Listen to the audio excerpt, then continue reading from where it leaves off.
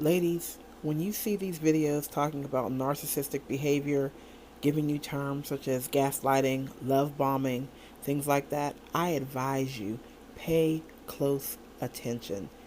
This is not just a topic people are on right now. People are going through this in everyday life, and more men than you know exhibit these qualities. Pay attention and look at your own relationships. Just some advice. Would you date yourself? Like, just keep it a full buck. Like, honestly, this, I really want to know. Knowing everything that you know about yourself, right? Because you know yourself better than anyone else. I mean, I would hope so, right? You know, you sneaky, you a liar, you're a cheat, you're a flirt, you suffer from arrested development, you're narcissistic, you're not generous, you're not romantic, you have issues with trauma, you have a whole bunch of baggage. You know, I'm gonna be good to you for a few and then I'm gonna ghost you. Whatever it is that you know about yourself, you know, the stuff that you secretly try to hide from the rest of the world, those nitty gritty things. If you really could sit down from across yourself, right, at the table, and really have an honest conversation where it's completely transparent and look at yourself, would you honestly date the person that you see, or would you run? Because sometimes we're requiring more than what we're bringing.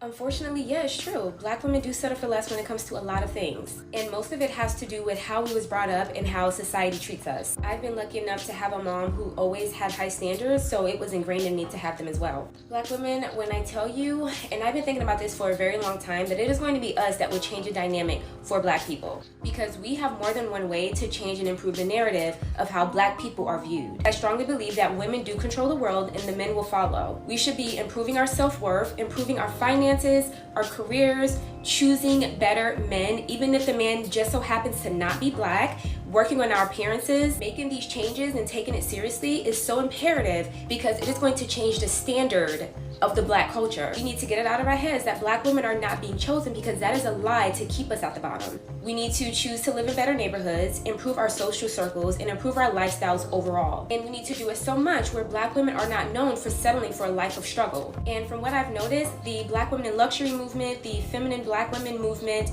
I think it is going to help us get there. Representation is key because we are now seeing Black women living happy lifestyles and refusing to settle. And for that to be our culture, we need to be doing that for decades on end. That is just my opinion. I will be speaking more on this topic, so please follow for more. What's one thing that you've learned as a Black woman working in corporate America? Document everything, especially if it has to do with something that happened with another employee. Early on in my career, I was at a regional dinner. I was on the promotion track, like training, everything. And I got sick the next day at community service because I had milk and didn't realize I was lactose intolerant because I just hadn't drinking in forever. One of the women on my team coincidentally was named Karen, and she told the manager she had saw me heavily drinking the night before, and that's why I was sick. Little did she know I was fasting at the time, so I hadn't drank anything. When he told me what happened, I pulled her to the side in front of him, brought it up, and she was like, oh, I just assumed. They both tried to brush it off, say it wasn't a big deal. However, it was. So I sent him an email with her and copy, our VP and our other regional manager, outlining what happened. And the rumor had already spread around. So that, like, documenting it and having it in my file was the only thing that had saved my job at the time. All right, if you're not already, make sure you're following and save this video because it might be a little long. So let's unpack what I mean when I say we are the prize. So for professionals of color, and specifically to the Black women I'm talking to today, we sometimes forget the value that we bring to these spaces. Like, statistics and data show that diverse teams are better performing. They bring in more money to the company. Like, our presence is literally a prize because we bring that diversity of thought, those experiences, these values, and of course, our incredible work ethic, our skills, our culture. Like, we bring a lot of value to the companies that we choose to join and devote our time to. So that's what I mean when I say we are a prize. Like, us being there is a guaranteed value add.